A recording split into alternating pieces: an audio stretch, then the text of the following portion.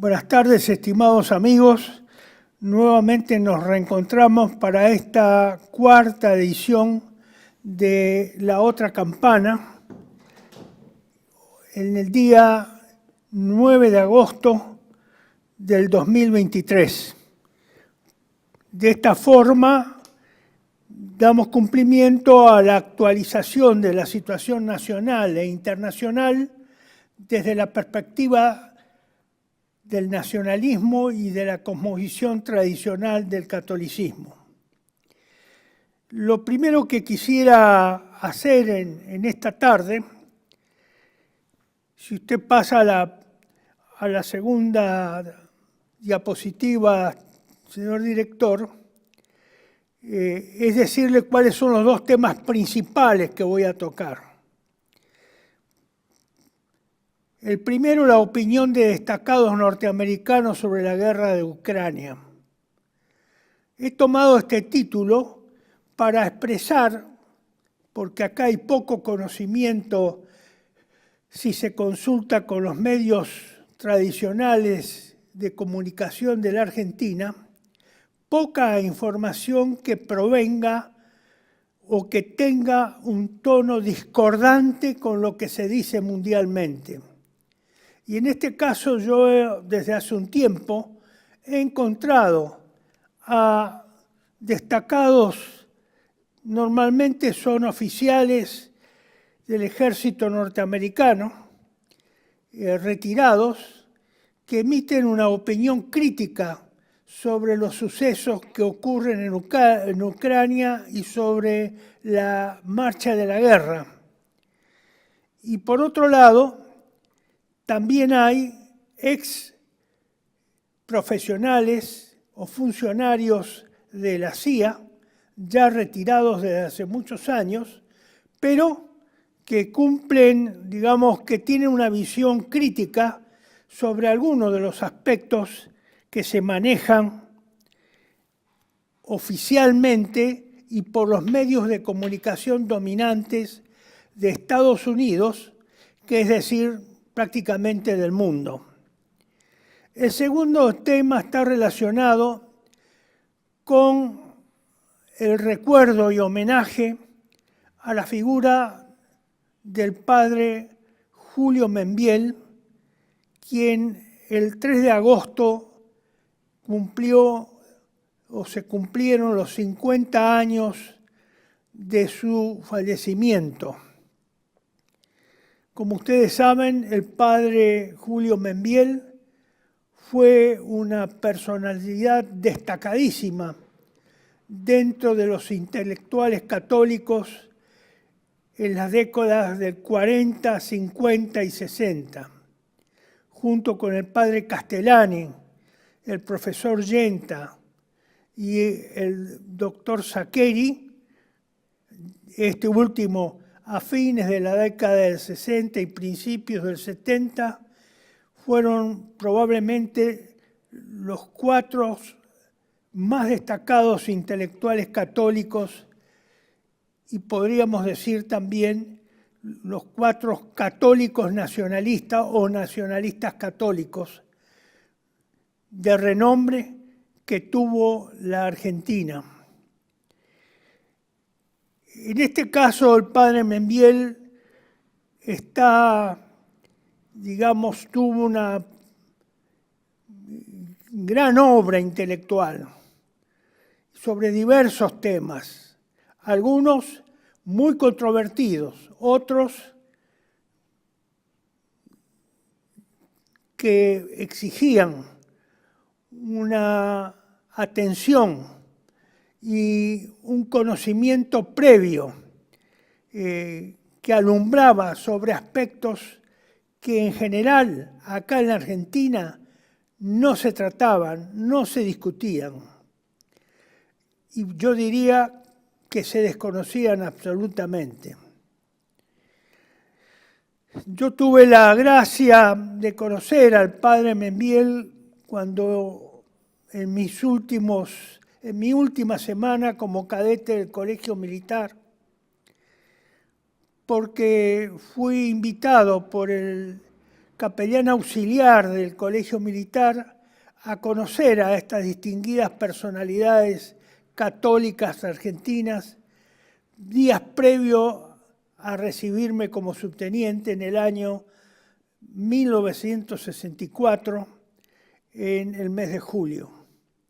Así que hice un tour intelectual con el padre Ulliet, Federico Ulliet, quien me acompañó y que él conocía y frecuentaba normalmente a estos intelectuales, con lo cual tuve la posibilidad de intercambiar y de conocerlos personalmente, especialmente al padre Julio Membiel y al padre Leonardo Castellani, quienes por supuesto me obsequiaron algunos de sus libros más recientes de esa época.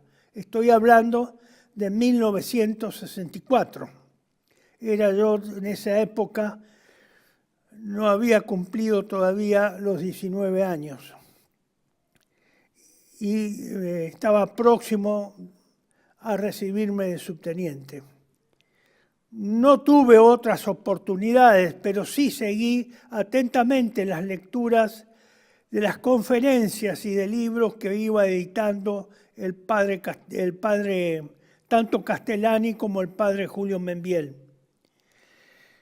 Pero en esta oportunidad lo que quiero resaltar, porque me sorprendió, es un párrafo de un artículo destacado del autor Agustín de Beitia, que publicó una reseña biográfica del padre Castellani, del padre en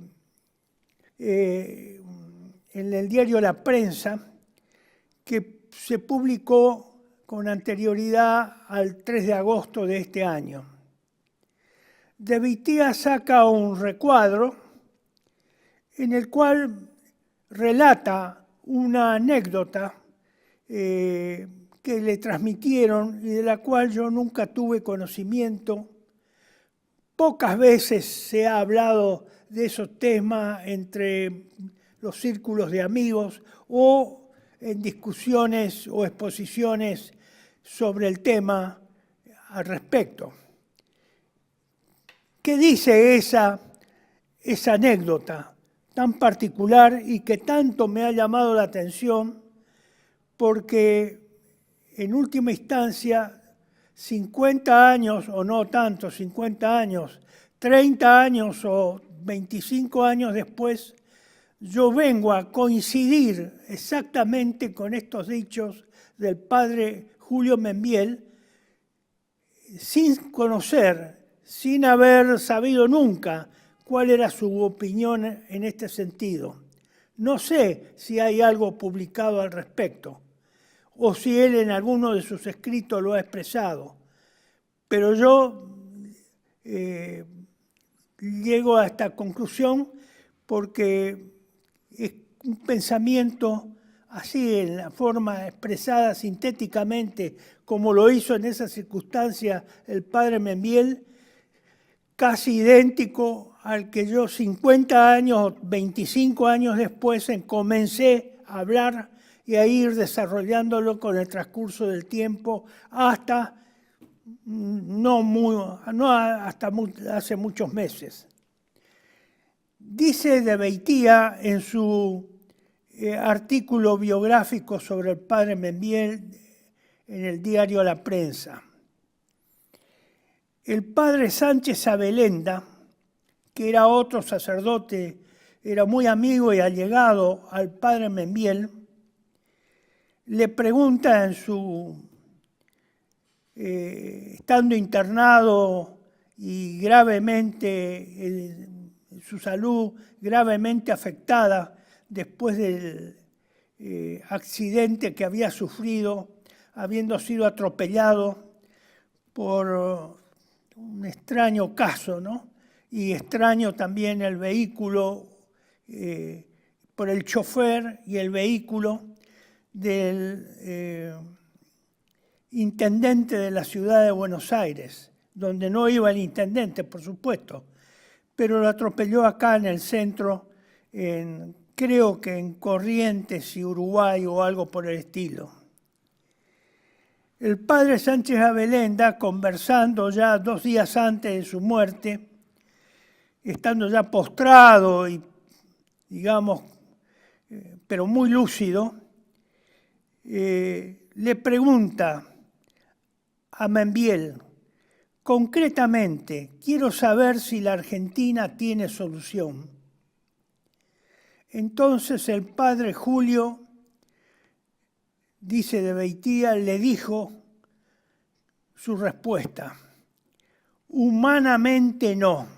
Es decir, que para el padre Membiel, en esa circunstancia, en esa época, 2 días antes de su muerte en 1973, el 3 de agosto de 1973, le responde que la Argentina no tiene solución humana. Pero el primero insiste, es decir, el padre Sánchez Abelenda, si me subraya, padre, la palabra humanamente, quiere decir que sobrenaturalmente sí. Añade Hidalgo, que es el otro sacerdote que actualmente está confeccionando o desarrollando una biografía completa del padre Membiel. Sobrenaturalmente sí, le dice Membiel. Es decir, que para el padre Membiel, postrado en su lecho de muerte, 2 días antes de que eso ocurriera, acepta y confiesa que su convicción de que la Argentina no tiene solución humana, pero sí tiene una solución evidentemente sobrenatural. Sí tiene una solución sobrenatural.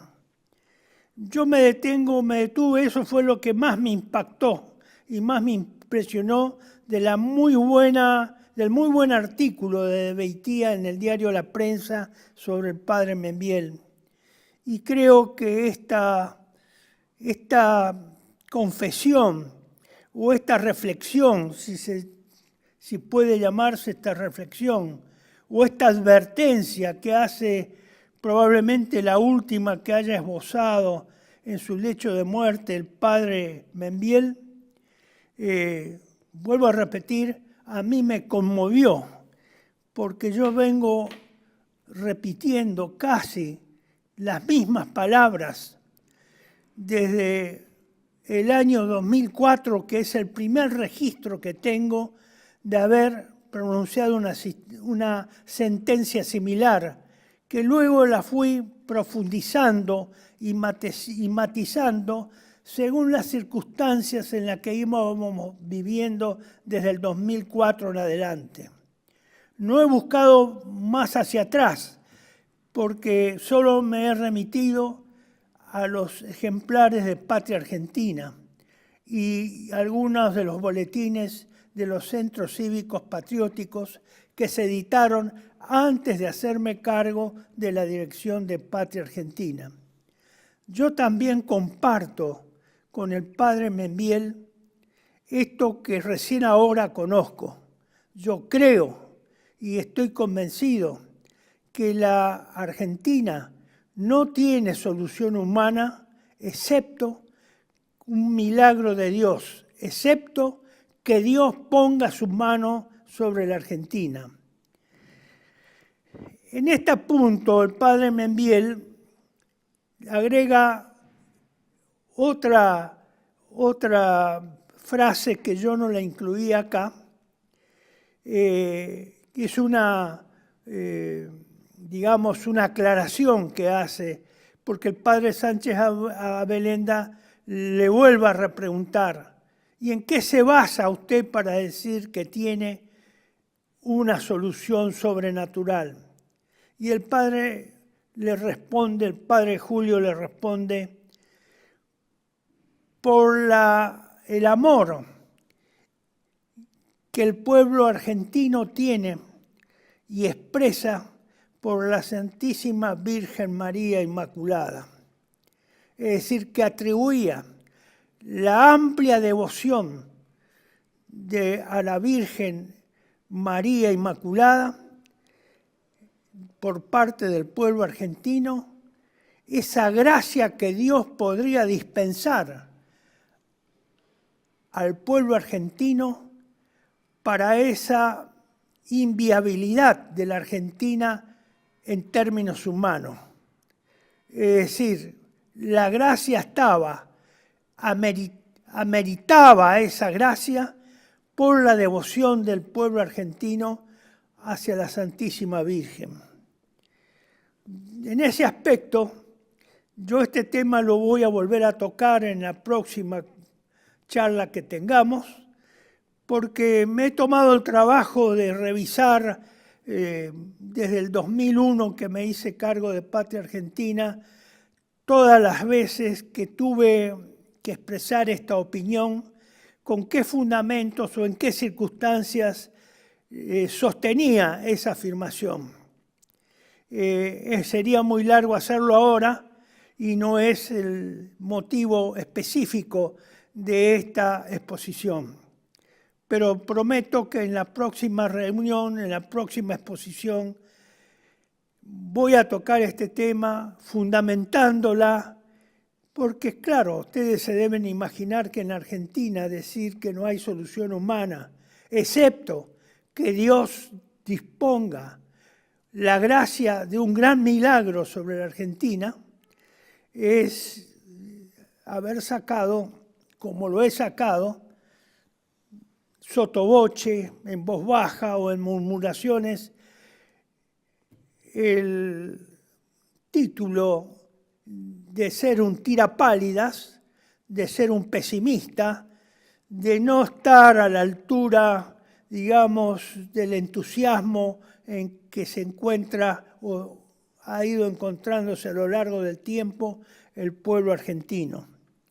No vayan a creer que mi afirmación es solamente un dicho, ni se basa solo en la devoción, que yo creo que sí, que era lo que el Padre sostiene, la altísima devoción del pueblo argentino por la Virgen, era válida en 1973. Hoy no creo que sea válida, totalmente válida. Creo que hoy esa devoción es parcial, sino minúscula. No quiero, es difícil de medir eso, pero la evolución de los acontecimientos, de la historia y desarrollo, de la actitud de la Iglesia en estos últimos 50 años en Argentina y de la catolicidad de los argentinos me hacen dudar de que hoy de que esa afirmación del padre Membiel hoy sea absolutamente válida. No creo que corra para estos tiempos, sino para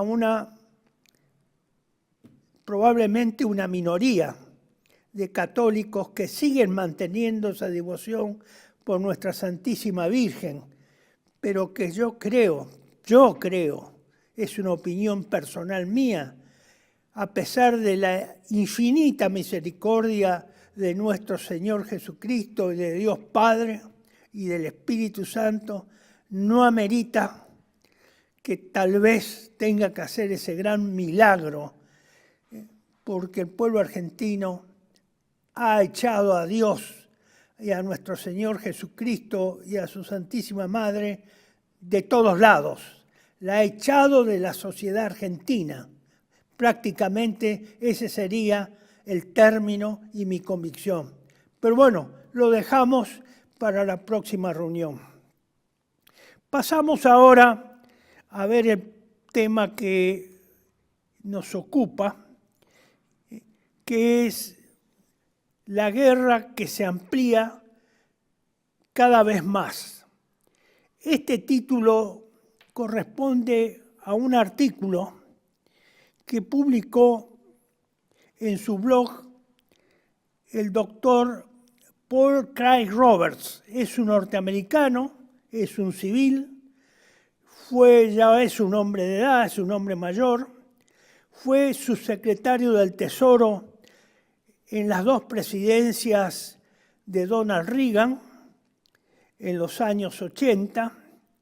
Es un hombre intelectualmente muy destacado dentro de los Estados Unidos. Es un conservador nacionalista, le podríamos llamar, o un nacionalista conservador norteamericano, por supuesto, nacionalista norteamericano conservador. En un artículo que tituló de la misma forma que ustedes están viendo acá en la diapositiva, la guerra se amplía cada vez más.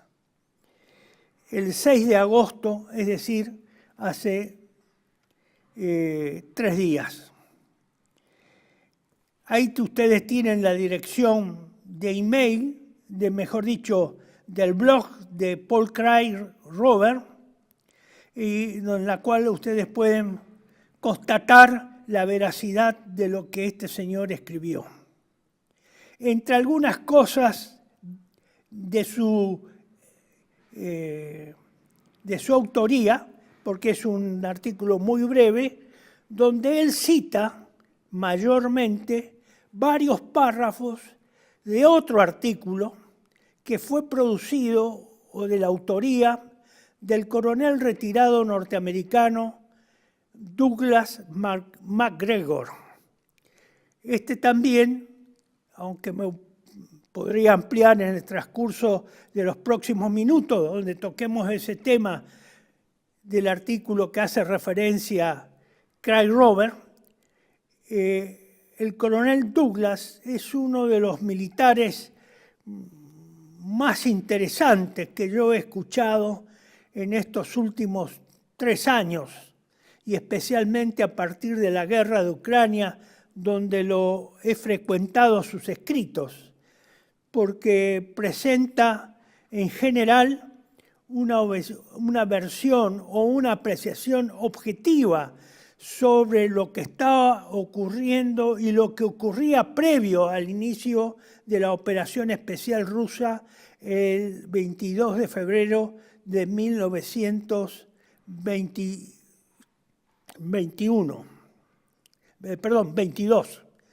en que se inicia esta operación especial rusa consistente en la penetración de unidades militares o una invasión en términos más llanos de Ucrania por parte de Rusia. Craig Robert, les adelanto, todo este tiempo fue muy crítico sobre la conducción rusa, diciéndole que realmente Putin no se decidía a avanzar con la velocidad que hubiese correspondido al poder militar de Rusia, y que esa demora en avanzar y en conquistar y en reducir la resistencia rusa provocaría graves problemas a Rusia y alargaría la guerra, y con ello las probabilidades de complicaciones hasta el extremo de que pueda en algún momento ser usadas armas nucleares. Es decir, Craig Robert también fue crítico de Putin respecto especialmente a la velocidad de sus operaciones militares en Ucrania. Dice él que durante 17 meses he advertido que la falta de voluntad del Kremlin para usar la fuerza suficiente para llevar el conflicto en Ucrania a una conclusión está ampliando la guerra. No solo ampliando, sino también ha estado escribiendo de que la estaba complicando, la podía agravar, y que ese agravamiento podía terminar mucho peor e inesperadamente, o no en la forma prevista ni por los rusos ni por los occidentales. Agrega Craig Robert: ahora escuchamos del coronel Douglas MacGregor que se está preparando una división, es decir, una división polaca, es decir, una división militar, en tamaño, digamos, la división como unidad, una gran unidad de combate polaca, para su despliegue en Ucrania, junto con otros países limítrofes de Polonia y de Ucrania.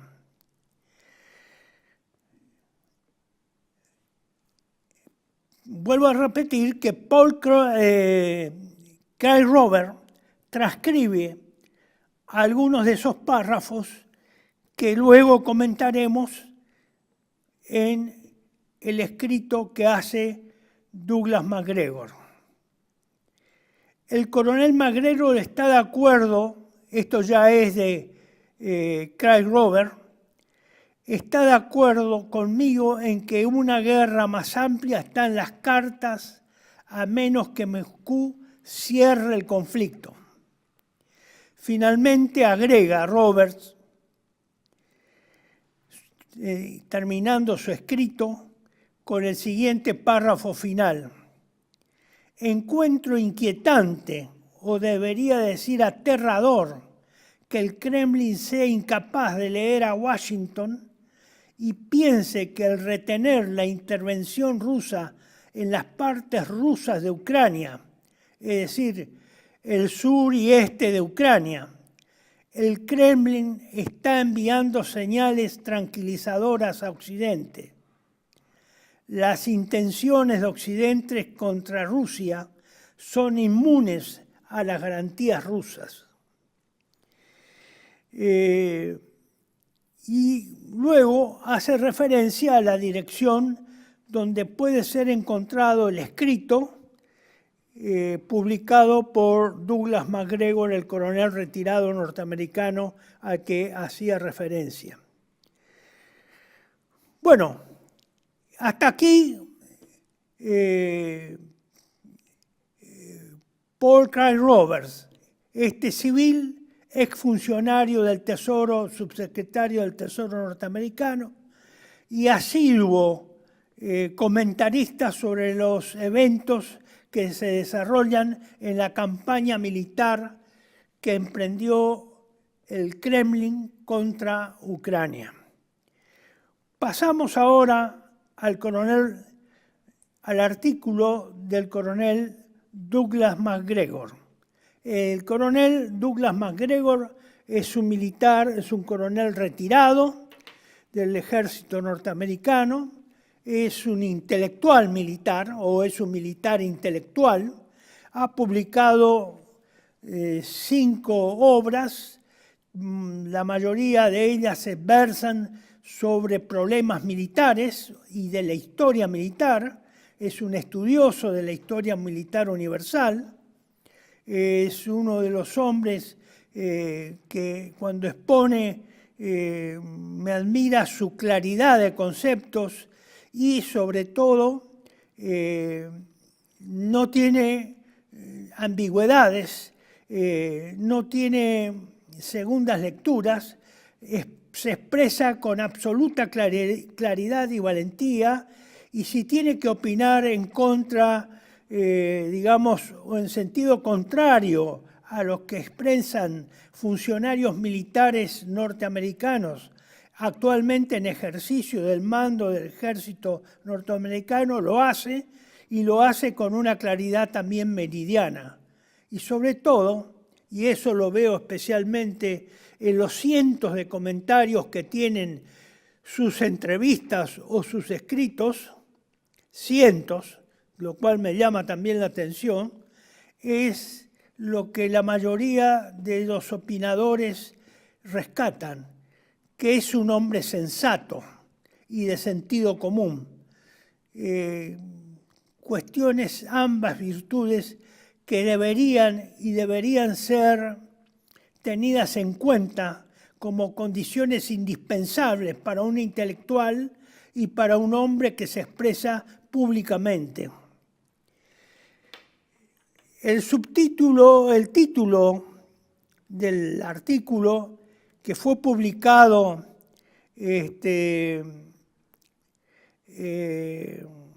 en la revista The American Conservative. Por eso yo les decía, MacGregor es un hombre de su tendencia política, sería nacionalista conservador o conservador nacionalista. No sé si eso se corresponde en que pertenece o no al Partido Conservador o Republicano. No tengo información al respecto. Por ahora considero que no. Es un artículo que se publicó en esa revista el 1 de agosto de este año. Y su título es "Hagan las paces, tontos". Y luego amplía: la guerra de poder de Estados Unidos con Rusia ha transformado a Ucrania en un cementerio. Como ustedes ven, un título muy duro para lo que se acostumbra a leer en los medios uniformados y uniformes de todo Occidente, que nos dan otra versión del desarrollo de la guerra y de la marcha y de los resultados actuales. Por eso me atreví a traer algunos párrafos de ese escrito que publicó el coronel MacGregor. En un minuto seguimos. Muchas gracias. Bienvenidos a CEPA, Centro de Estudios del Pensamiento Americano. Nuevo sitio web de cursos de formación en política, filosofía, historia, literatura, geopolítica, religión, psicología y más. Cursos de formación que reflejan el verdadero pensamiento americano. Lo invitamos a elegir el curso de su agrado ingresando en www.cepa.la.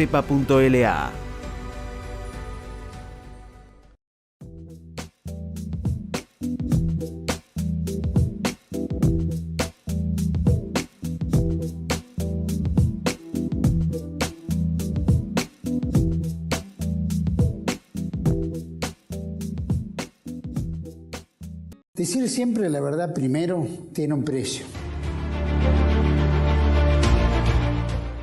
Dependemos de tu ayuda. TLB1, toda la verdad primero.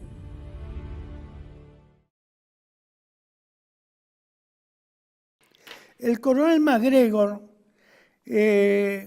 inicia su artículo hablando sobre el incrementalismo y al respecto dice lo siguiente: los líderes políticos y militares suelen preferir el incrementalismo, la tendencia a avanzar poco a poco en lugar de dar pasos audaces, porque la introducción de unas pocas fuerzas en acción pone en riesgo a menos personal y, en teoría, promete una serie de mejoras con el tiempo, a menudo por acción del desgaste. Vladimir Putin optó por el incrementalismo en su enfoque de la operación militar especial en Ucrania. Envió menos de 100.000 soldados rusos a un ataque de penetración superficial en un frente muy amplio. En general son 1.100, 1.200 kilómetros el frente que tiene actualmente, que enfrentan tanto Ucrania como Rusia. Putin parece haber llegado a la conclusión de que Washington y la OTAN preferirían negociaciones inmediatas a una guerra regional destructiva con un potencial desconocido en caso de escalar a nivel nuclear. Es decir, que acá MacGregor desliza, digamos, un cierto error de concepción de la operación por parte de Putin y su Estado Mayor militar, es creer que los ucranianos y los norteamericanos y la OTAN estarían muy predispuestos o rápidamente predispuestos antes de que la guerra se extienda y se agrave y haya miles de muertos, a negociar o a entrar en un entendimiento que evite esa situación, lo cual evidentemente fue un error de apreciación inicial del comando ruso. Continúa MacGregor. Putin se equivocó. Hizo una suposición falsa basada en la teoría de la elección racional. Repito, teoría de la elección racional. ¿Qué es la teoría de la elección racional? MacGregor la define como la teoría que intenta predecir el comportamiento humano basándose en la suposición de que las personas habitualmente toman decisiones en economía, política y vida diaria que se alinean con su mejor interés personal. El problema, dice MacGregor, con esta teoría es que los humanos o los seres humanos no son racionales. Sí son racionales en cuanto a su condición humana, a su naturaleza, pero no son totalmente racionales para decidir y actuar. La mente humana es como una caja negra, pero el proceso de toma de decisiones dentro de ella, es decir, dentro de la caja negra, es opaco, es oscuro, no está bien determinado cómo es el mecanismo para la adopción de las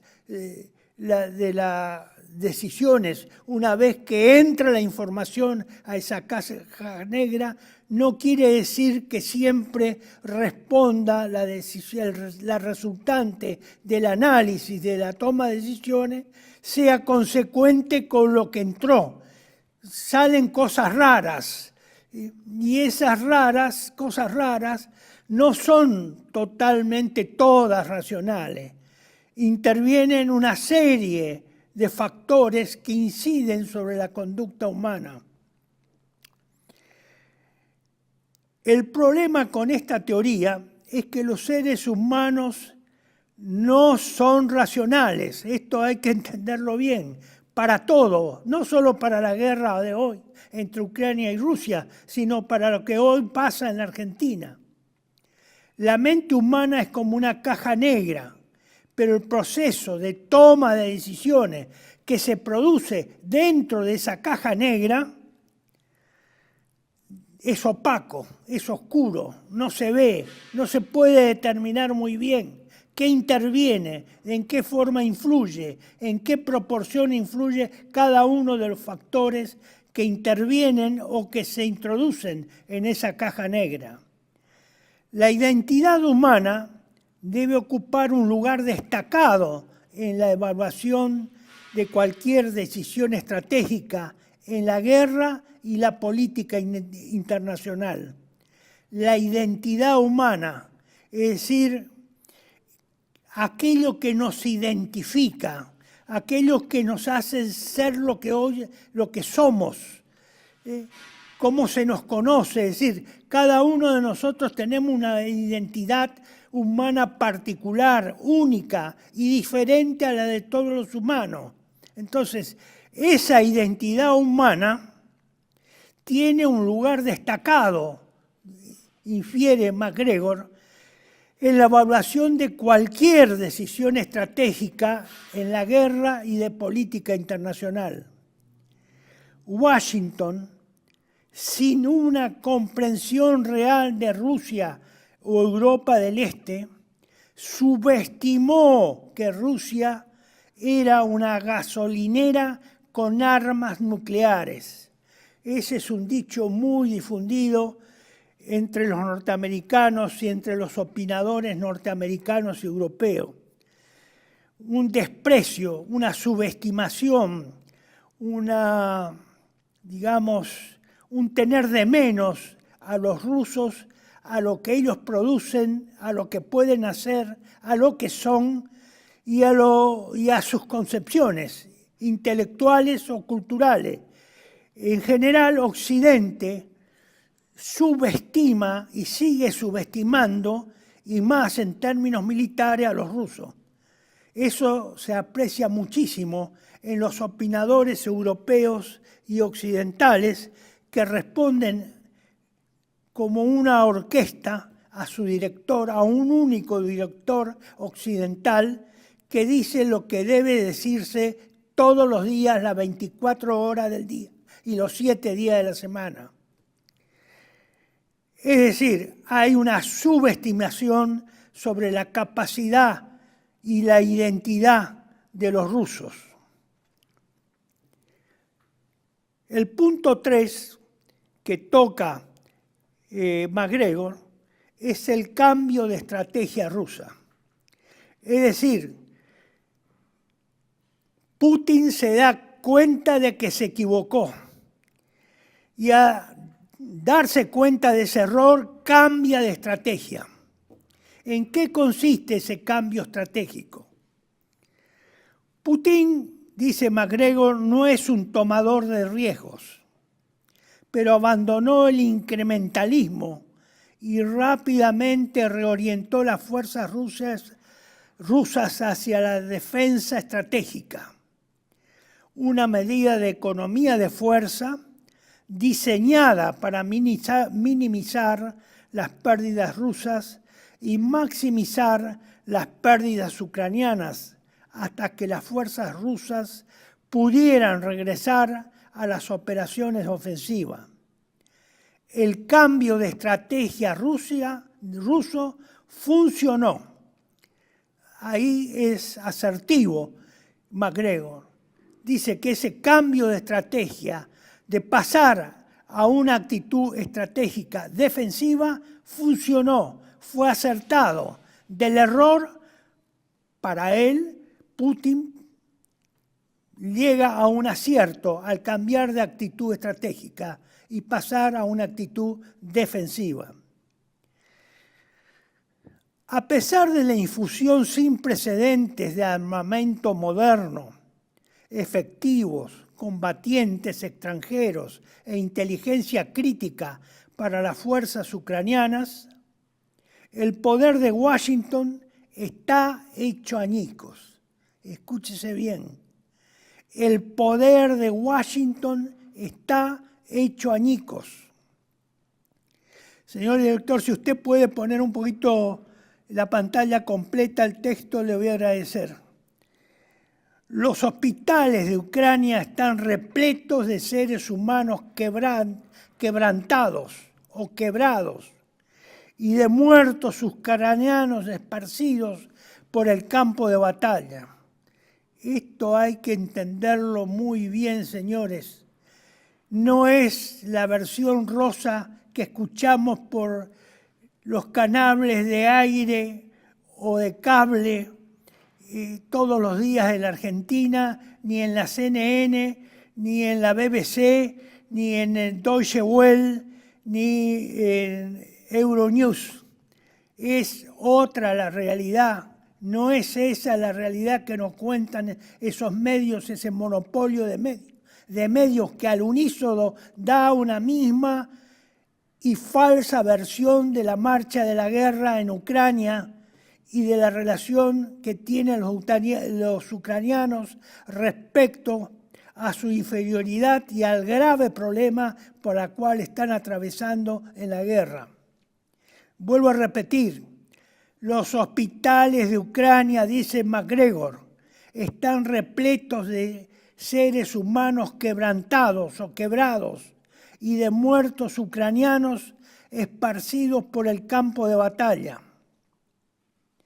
Fíjense, esto lo agrego yo. Se cree hasta el día martes, hasta ayer, que la cifra de muertos ucranianos alcanzaría extraoficiales, no oficiales, entre 350.000 y 400.000 muertos. Vuelvo a repetir, entre 350 y 400.000 muertos. Una enormidad es superior esta cantidad a la totalidad de muertos que tuvieron los norteamericanos en 7 años de guerra en Vietnam.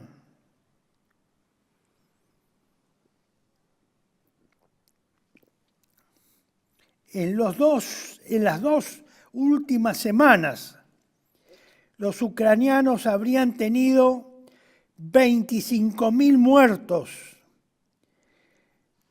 Los heridos es imposible calcular porque están repartidos por toda Europa. No dan abasto los hospitales que funcionan en Ucrania y los heridos deben ser evacuados a hospitales de países vecinos a Ucrania, en las cuales puedan ser tratados y tengan los tratamientos adecuados para las graves heridas que reciben, porque el 80% de los heridos ucranianos son heridos por artillería, efectivamente, por la artillería rusa. Y esas normalmente son heridas muy graves que producen mutilaciones o, más precisamente también, muchas muertes, muchas bajas. Pasamos entonces al otro slide, al slide número 4, y al cuarto punto. El éxito notable de la estrategia de desgaste rusa. Éxito notable de la estrategia de desgaste rusa. Dice MacGregor, las operaciones defensivas no ganan guerras y Washington sigue creyendo que Ucrania puede ganar. Washington subestima las pérdidas ucranianas y exagera las pérdidas rusas. Los oficiales presentes en las reuniones en el Pentágono me dicen, entre comillas, que los éxitos menores en el campo de batalla de Ucrania, que se revierten casi instantáneamente, se sobreestiman. Acá, evidentemente, MacGregor está denunciando una grave falla en el procedimiento y en el funcionamiento de los estados mayores occidentales, tanto del Pentágono como de la NATO. Subestiman sus bajas propias y sobreestiman las bajas del enemigo. Es una tendencia triunfalista muy propio de los que no se resignan a que están perdiendo. Es propio de los que están perdiendo. Eso pasó y pasa en todas las guerras. Sigue MacGregor en su juicio. Se aprecia como inevitable la victoria ucraniana. Otra vez, una sobreestimación de las capacidades de las fuerzas militares ucranianas. Convencidos los occidentales, tanto norteamericanos como la NATO, como los mismos ucranianos, de que la victoria ucraniana será inevitable. Los oficiales de Estado Mayor son reacios a contabilizar los éxitos o el impacto del poder militar en expansión de Rusia. Acá está haciendo un juicio de valor no solo sobre el presente, sobre la actualidad de la guerra y de la operación militar rusa en Ucrania, sino que está haciendo un juicio de valor hacia el futuro, porque está hablando el impacto del poder militar en expansión de Rusia. No es que terminó de expandirse, no es que ya terminó de crecer. El impacto militar de Rusia sigue produciéndose, sigue creciendo. Rusia sigue militarmente creciendo, sigue cada vez más creciendo. Ha crecido durante la guerra y seguirá creciendo, es lo que nos quiere decir MacGregor. Los medios occidentales masivamente refuerzan estas actitudes Claro, están todos al unísono, responden a un mismo director de orquesta de los medios de comunicación occidentales, al unísono. No hay disparidad de criterios, no hay contradictores a lo que dice la versión oficial de los medios privados de comunicación, que son 8 grandes multinacionales de medios de comunicación en manos de un mismo sector ideológico, económico y financiero. Por eso hay tanta unanimidad en los juicios y hay tanta falsedad y mentira. Los medios occidentales masivamente refuerzan estas actitudes, argumentando que los generales rusos y sus fuerzas son disfuncionales, sumidos en la corrupción y la pereza, y que Ucrania puede ganar si obtiene más apoyo. De nuevo, aquí MacGregor traduce, repite, vuelve a reiterar el desdén en la apreciación occidental, tanto norteamericana como de la NATO, de que los rusos son personas disfuncionales. Sus organizaciones civiles, estaduales y militares son disfuncionales, no funcionan, no están coordinados, están todos sumidos en la corrupción, son todos corruptos, son perezosos, son lentos, son, digamos, muy poco aptos para la reacción inmediata. Les cuesta mucho reaccionar inmediatamente en el concepto de norteamericanos, la NATO, europeos y Ucrania. Y por eso creen que debido a esas graves debilidades del carácter y de la predisposición rusa para el combate, esa flojedad, esa debilidad en su caracterización para la guerra, esas son las razones que le atribuyen a Ucrania, que es la diligencia, son rápidos, son tenaces, son combatientes. Nadie quita que no son buenos combatientes, que tienen una gran disposición para luchar. Varios ejércitos se hubieran rebelado si esos ejércitos vieran la cantidad de bajas y cómo lo han transformado en una picadora de carne o carne de cañón a los combatientes ucranianos. Es realmente loable lo que hacen los ucranianos en esta guerra y cómo se comportan. Pero ustedes ven que acá hay una tendencia a desmerecer, a disminuir la calidad y tener un mal concepto de lo que es un combatiente y la capacidad militar rusa. El punto 5 es ampliando peligrosamente la guerra. En esto comenta lo siguiente MacGregor. Varsovia, es decir, la capital de Polonia, muy apreciada en Washington por su liderazgo en la cruzada antirrusa de la OTAN, encuentra consuelo en la creencia de la debilidad militar rusa. Parece dispuesta a arriesgarse a un enfrentamiento directo con Moscú. Esta es una apreciación que está en boga en estos últimos 3 días. Es decir, que Varsovia, Polonia, pareciera que tiene la intención de entrar en la guerra, de ser un actor activo, un partícipe activo, directo y entrar en Ucrania en la guerra contra Rusia. Fundada en la apreciación de que Rusia es militarmente débil y que tiene todos esos atributos de debilidad que le asignan europeos, norteamericanos, la OTAN y Ucrania.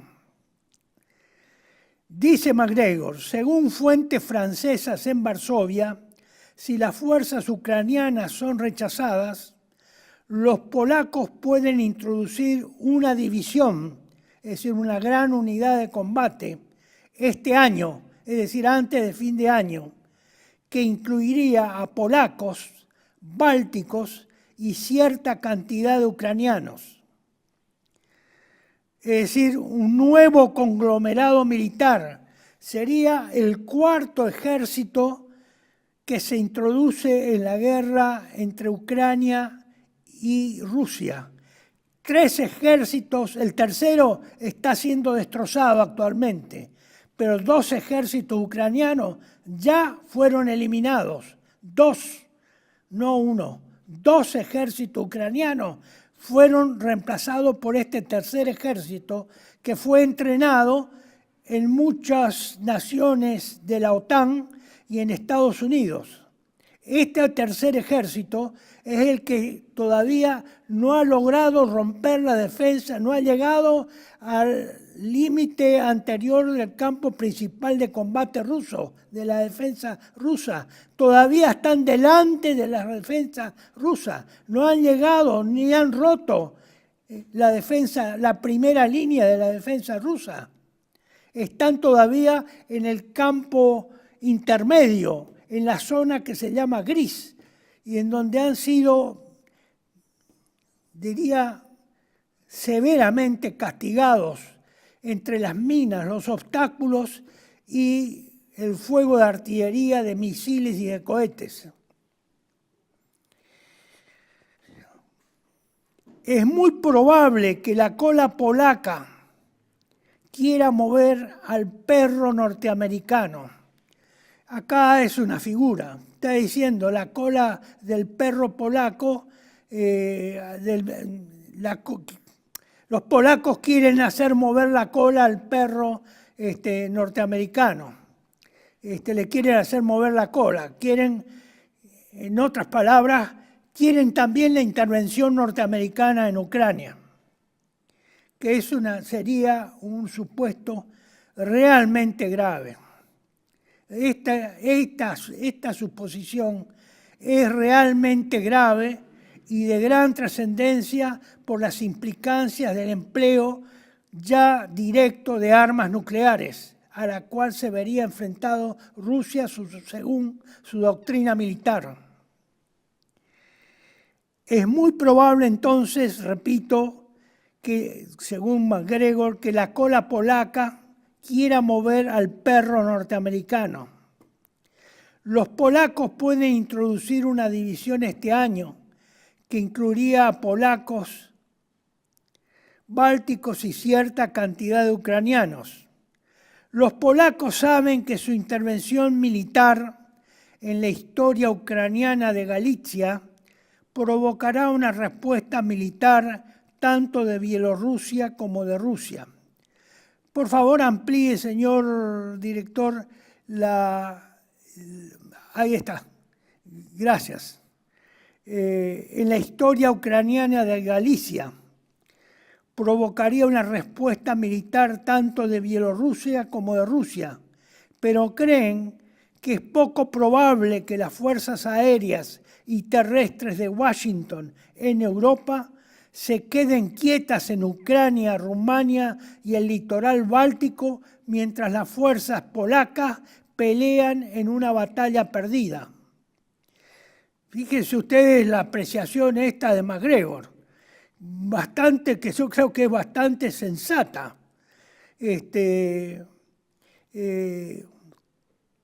Inevitablemente, si los polacos entran con un nuevo ejército, formado por otras también, con la contribución de otras naciones limítrofes, a pesar de que digan que eso no es una operación de la OTAN, igualmente,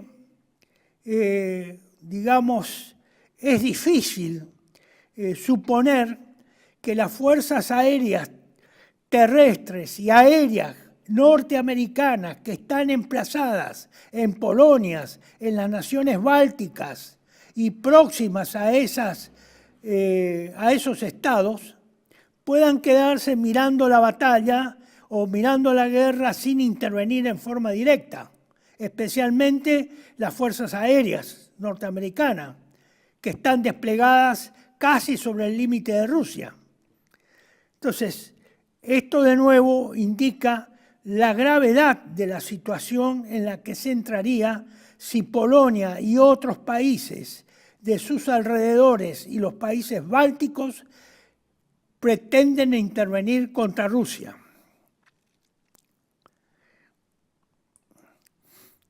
La guerra de poder, dice MacGregor, la guerra de poder de Estados Unidos con Rusia ha transformado a Ucrania en un cementerio. Fíjese lo que dice.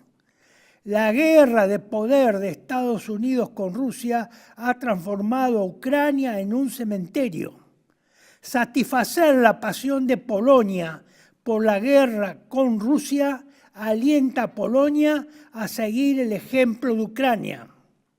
Es decir, acá se volvería a repetir lo de Ucrania, porque realmente Ucrania, antes de la invasión rusa o de la intervención militar rusa el 22 de febrero del 2022, estaba en la víspera de iniciar una operación militar contra Rusia.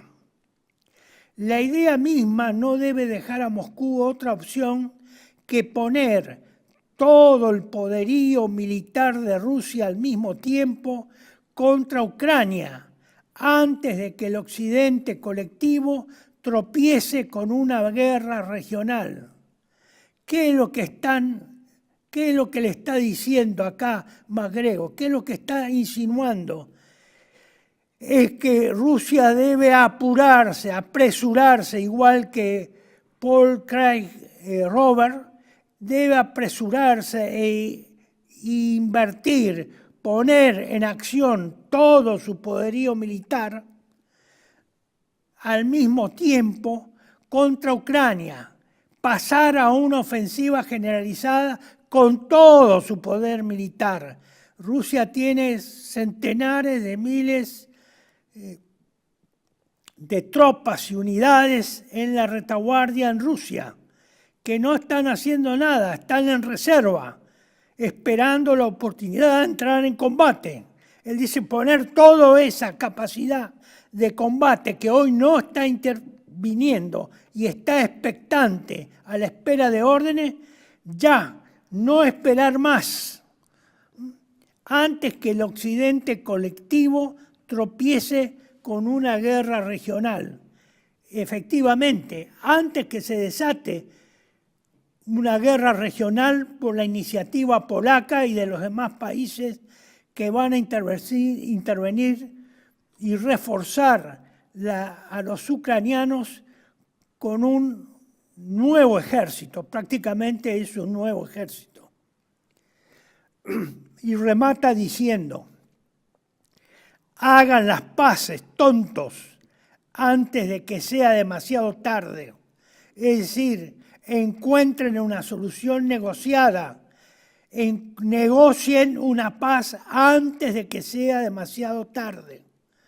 Y en esto lo va diciendo, los tiene repitiendo hace varios días MacGregor en sus intervenciones verbales, en conferencias o interrogatorios de periodistas, en las que normalmente interviene varias veces por día y es requerido varias veces por día, de que probablemente esta intervención, ya cuando se desate una guerra regional, es decir, se desata en toda Europa, ya no se va a quedar limitada solamente a Ucrania, y Rusia va a quedar solo limitada a atacar blancos dentro de Ucrania.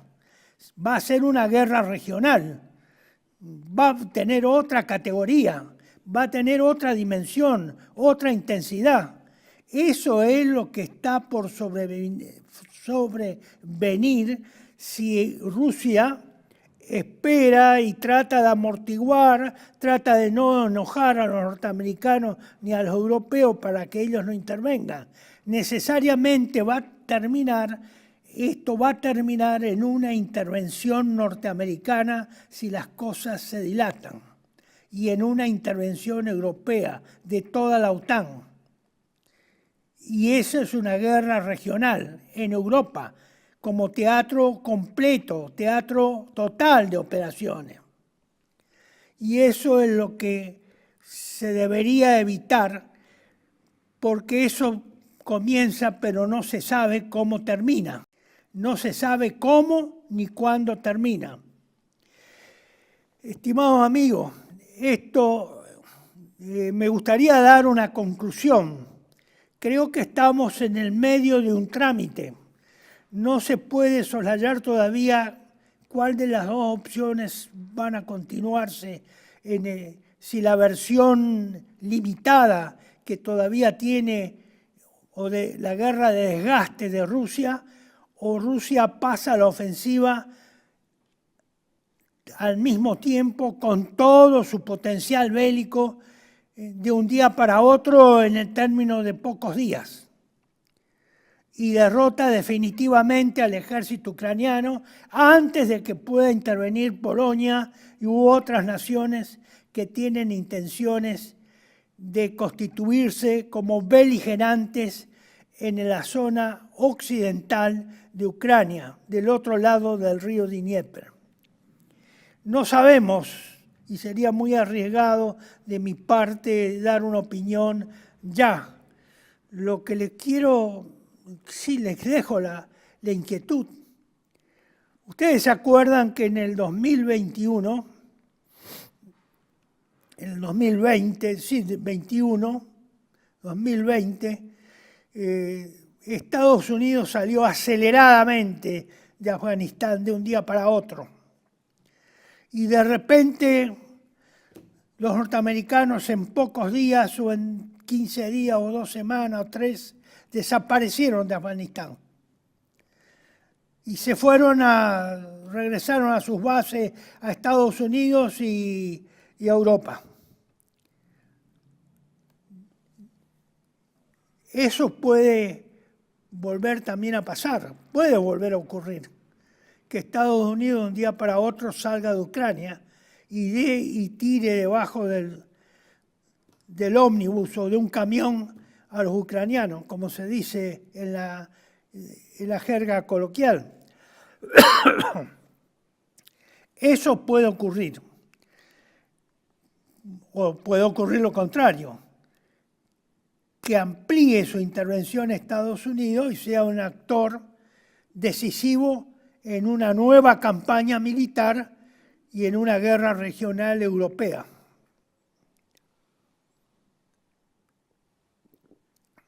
Voy a presentarle ahora brevemente un video con que es una caricatura, que es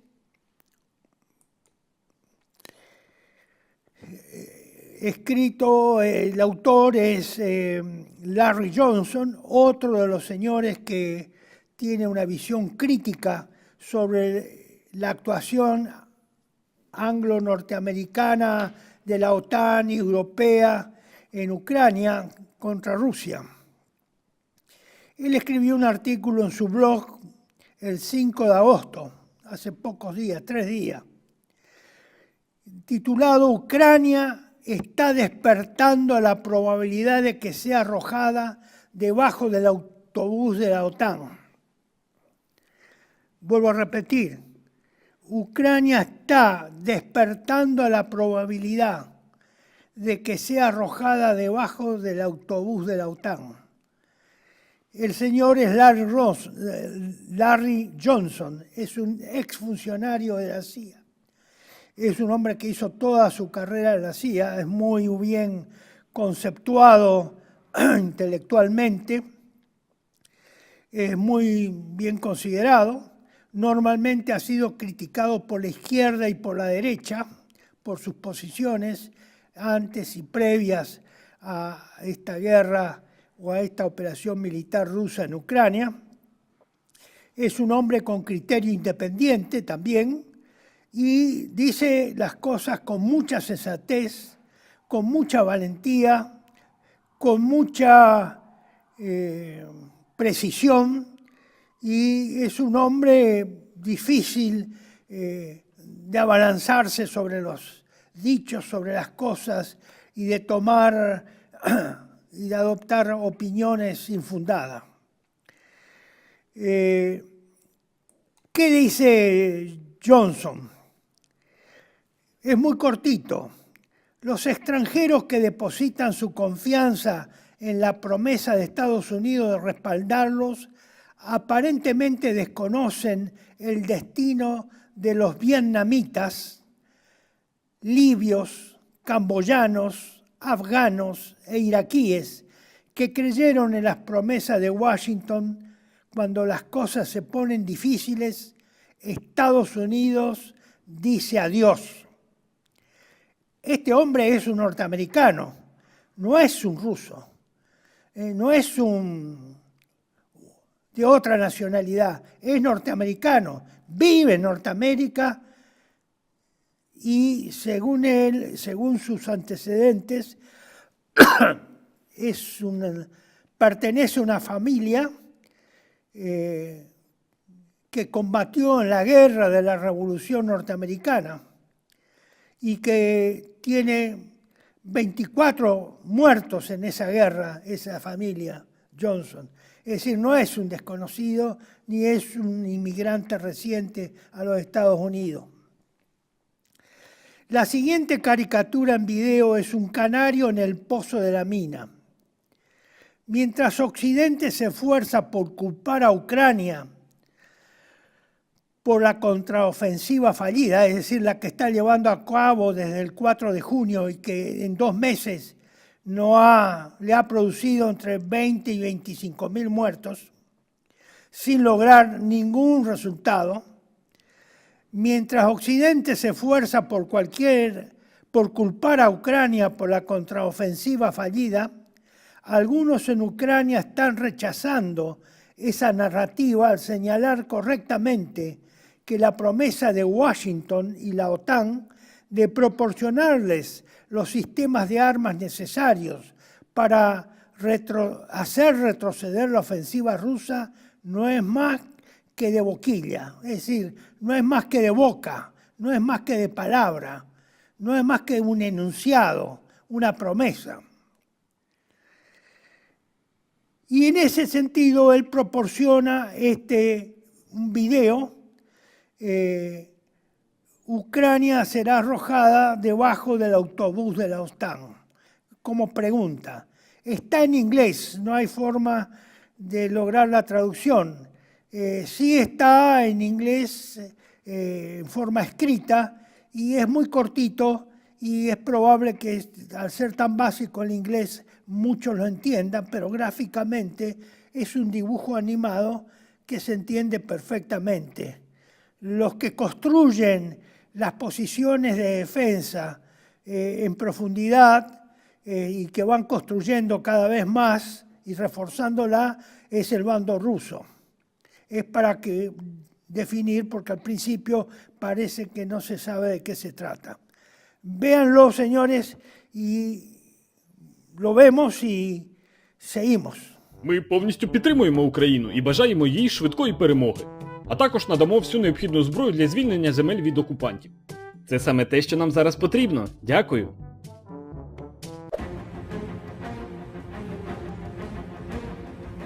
Я перепрошую, не могли б ви трохи прискоритись, бо, здається, ворог почав будувати лінії оборони?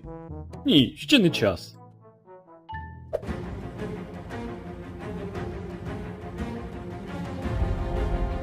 Ворог почав рити окопи, і з кожним днем лінія оборони стає все сильнішою. Будь ласка, треба прискоритись.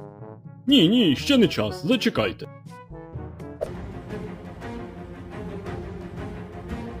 Ворог вже почав мінувати нашу територію. Чим довше ми зволікаємо, тим більше втрат понесемо під час наступу. Да що ж ви такі нетерплячі, почекайте ще трохи. Здається, мені ворог уже повністю готовий до оборони. Що ж, чудово, тепер тримайте. Дякую.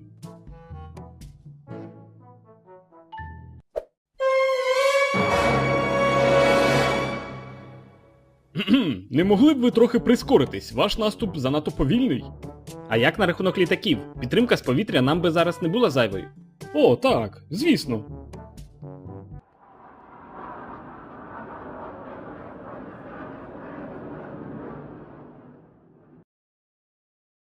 Дякую.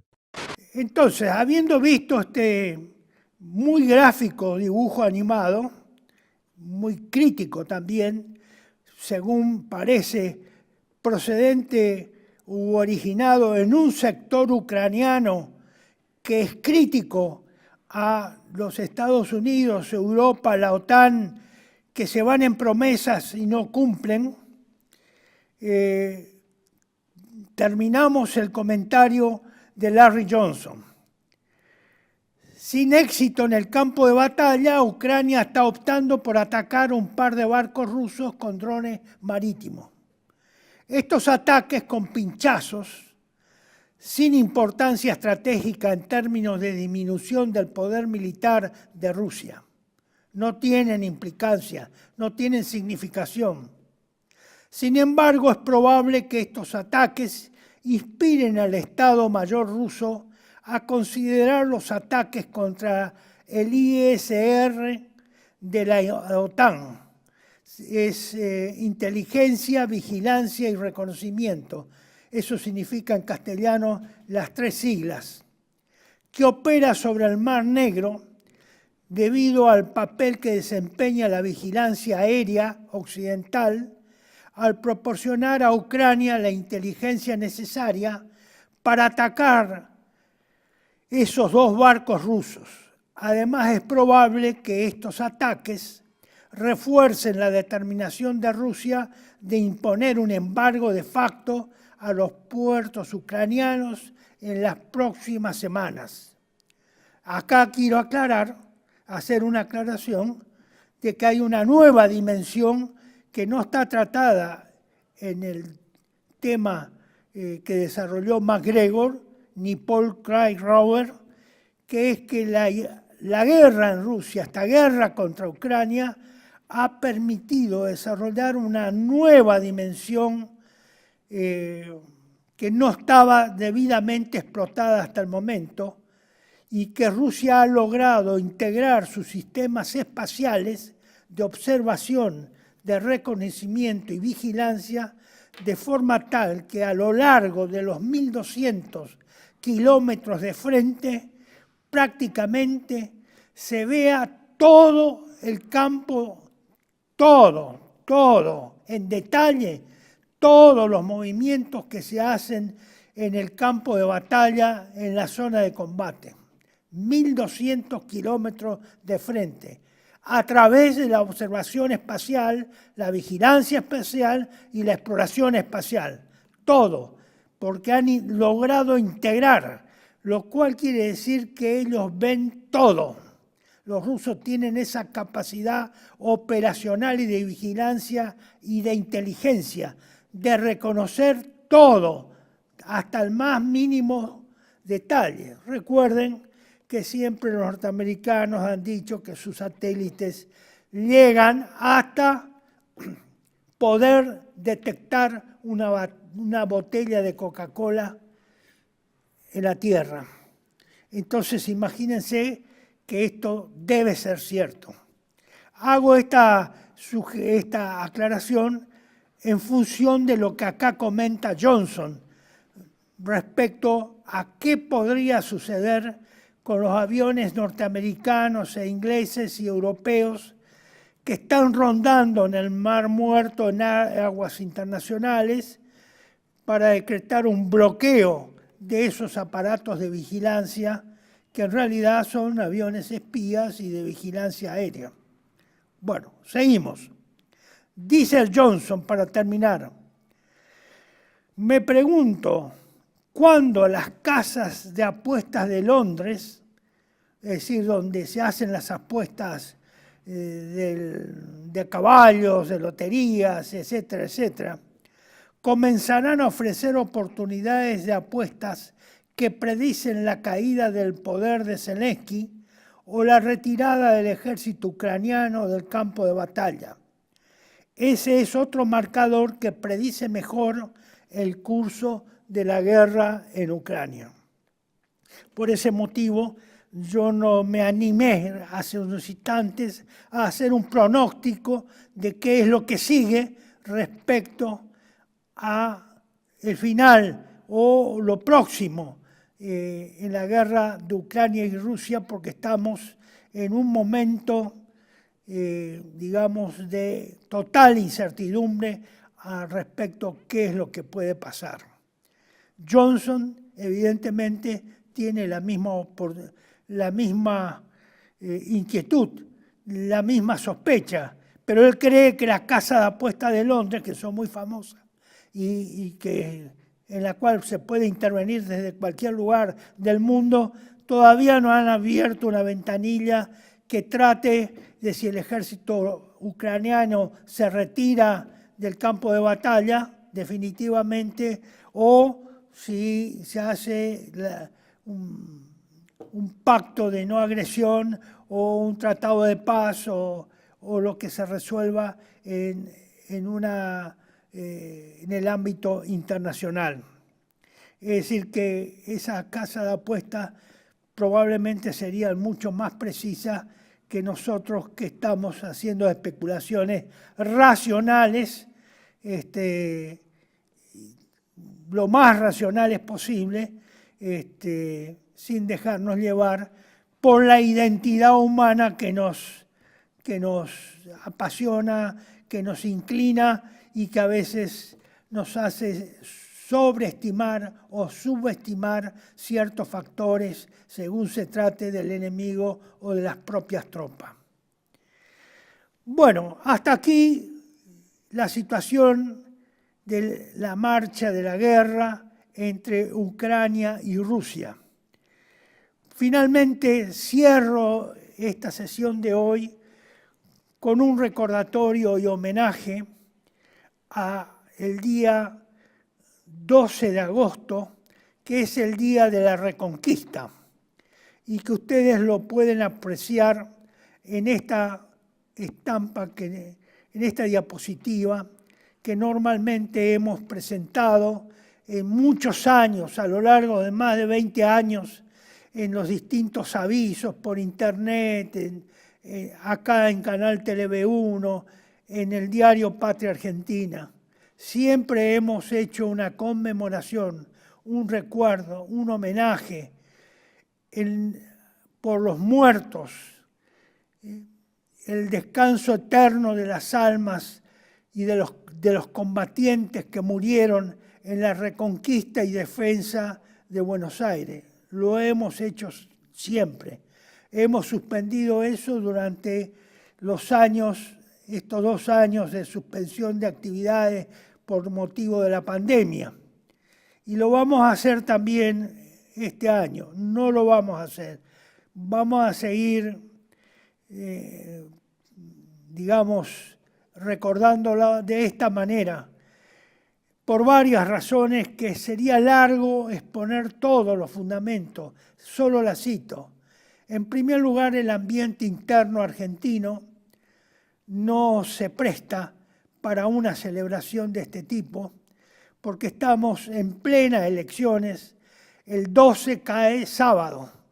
Hacerlo un día antes o hacerlo un día después, el día 14, hacerlo el 11 o hacerlo el 14, como algunas veces hemos adelantado,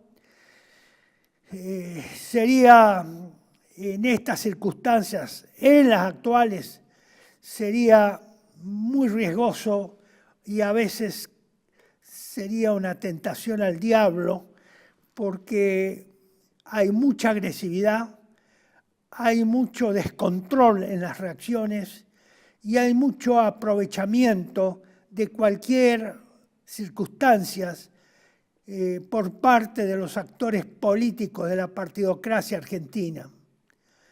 No creo que con nosotros puedan sacar muchos votos, pero por otra parte también en la última vez que hemos hecho la misa en la iglesia de San Juan Evangelista, hemos tenido, digamos, ciertas presiones y ciertos controles por parte del arzobispado con la participación obligada de otros sacerdotes, sin aviso previo, lo que nos ha disgustado mucho, y no creo que este arzobispado recientemente asumido pueda ser, digamos, indiferente a las situaciones y circunstancias por las que está pasando el país y quiera correr algún riesgo. Entonces, prefiero ser prudente y no arriesgarme a negativas decepcionantes o a controles fuera de lugar por parte de las autoridades religiosas. Vamos a esperar al año próximo para retomar esta actividad. Solo les recuerdo que siempre hemos hecho nuestra oración a la Virgen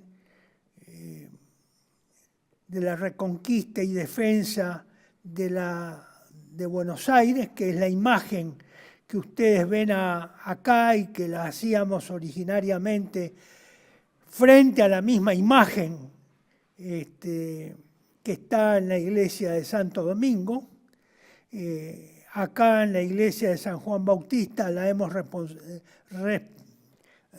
reemplazado por un cuadro que anualmente todos los años lo llevaba yo y que uno de los partícipes hace algunos años tuvo el gesto de regalarme este cuadro, esta imagen muy vieja, en un cuadro que la tengo en mi poder y que espero legársela a alguien para que continúe esta tradición a mi muerte.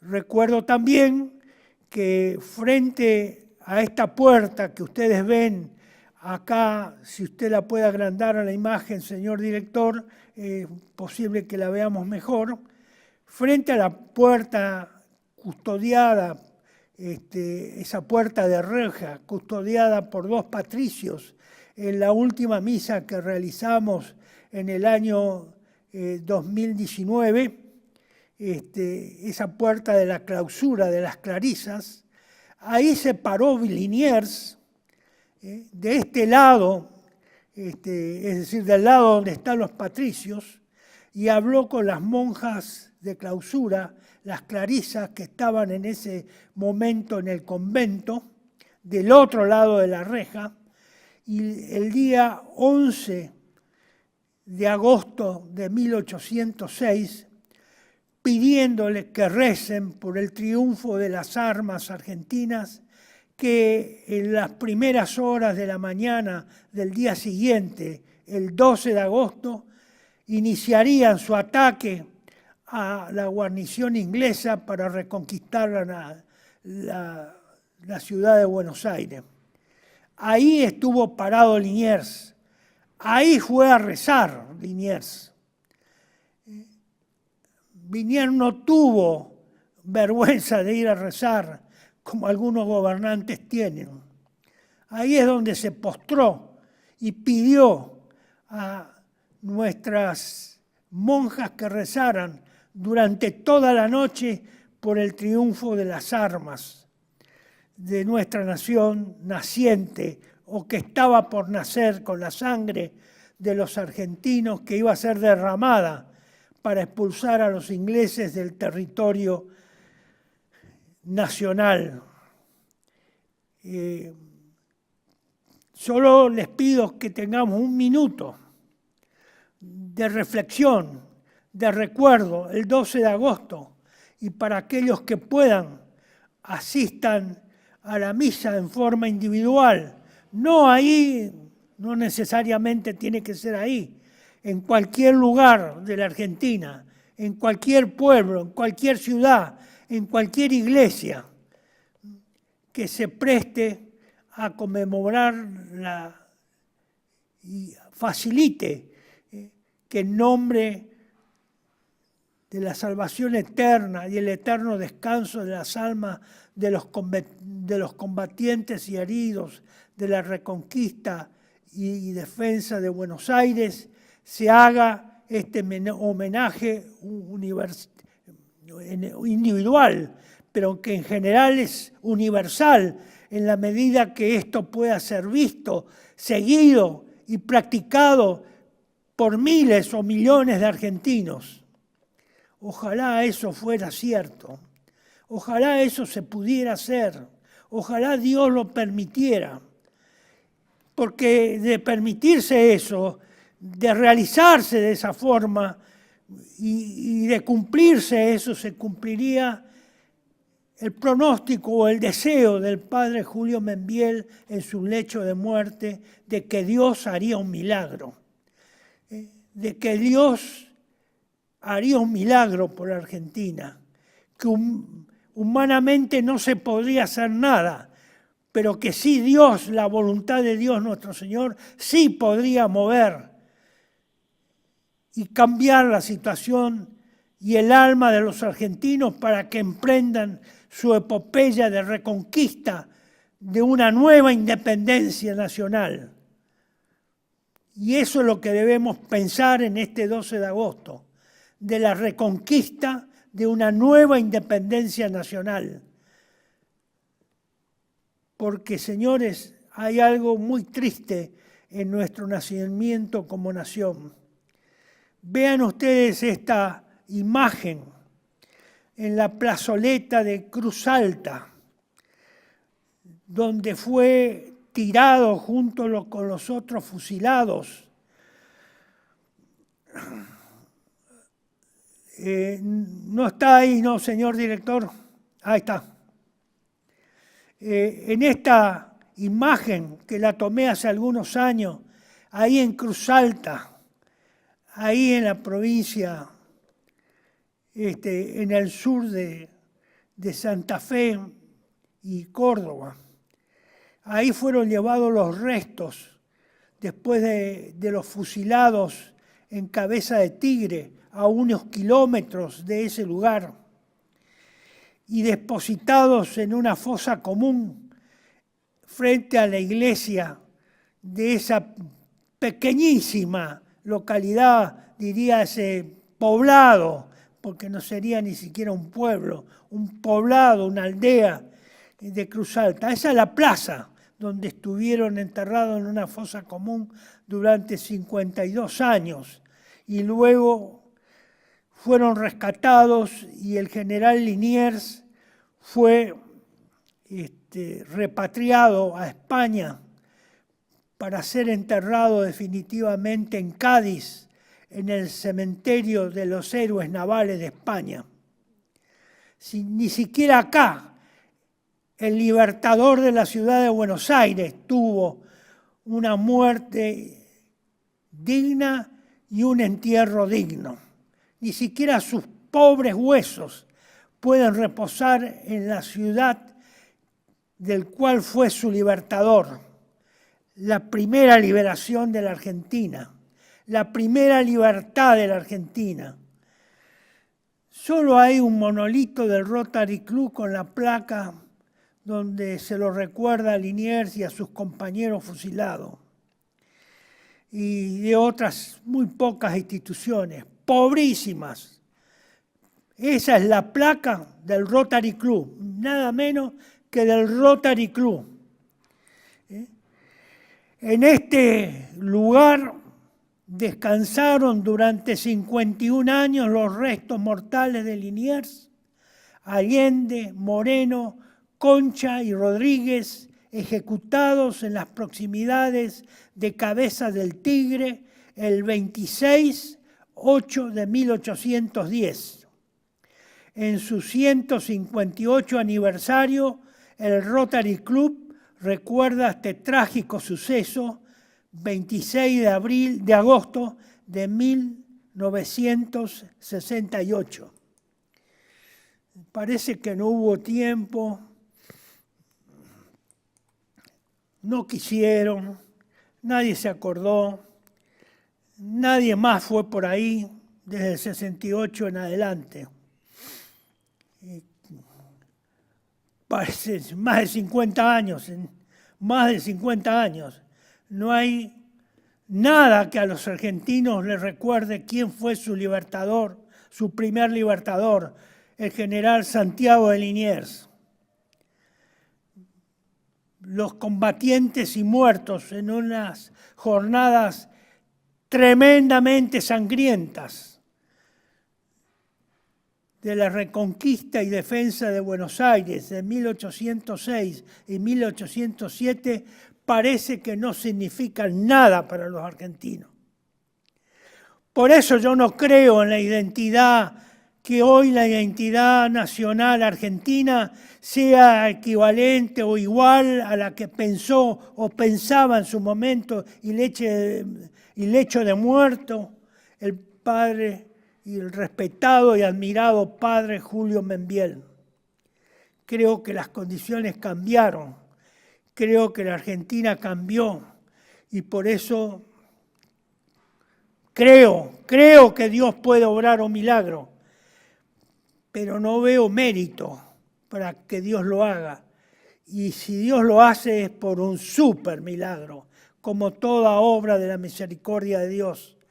Pero en este caso, en el caso argentino, donde nos hemos despreocupado y desinteresado y somos indiferentes al pasado histórico argentino, el más glorioso de nuestra época colonial o semicolonial, cuando comenzamos a ser una nación, porque para ser una nación no solo falta declarar la independencia se firma y se sella con la sangre de los argentinos que defendieron su suelo, su tierra, la tierra donde descansan sus padres, sus abuelos, sus antepasados, que es la patria. Discúlpenme esta última parte que yo me exalte un poco, pero ante la tremenda tibieza de los argentinos del 2023, la indiferencia, la falta de emoción, la falta de recuerdo, la falta de honores, la falta de reconocimiento, el silencio absoluto por nuestros muertos y por los que murieron para dejarnos esta patria, me hace ser muy dudoso o tener muchas dudas de que Dios pueda obrar su inmensa e infinita misericordia en favor de los argentinos. Estimados amigos, les agradezco mucho y que el recuerdo de la reconquista y defensa de Buenos Aires no pase desapercibido para nosotros el día 12 de agosto. Que sea una realidad, que tengamos un pensamiento hacia esos héroes, que nada tenían, todo lo dieron y de los cuales todo hemos recibido. Si Liniers no hubiera habido Argentina tal cual hoy la conocemos.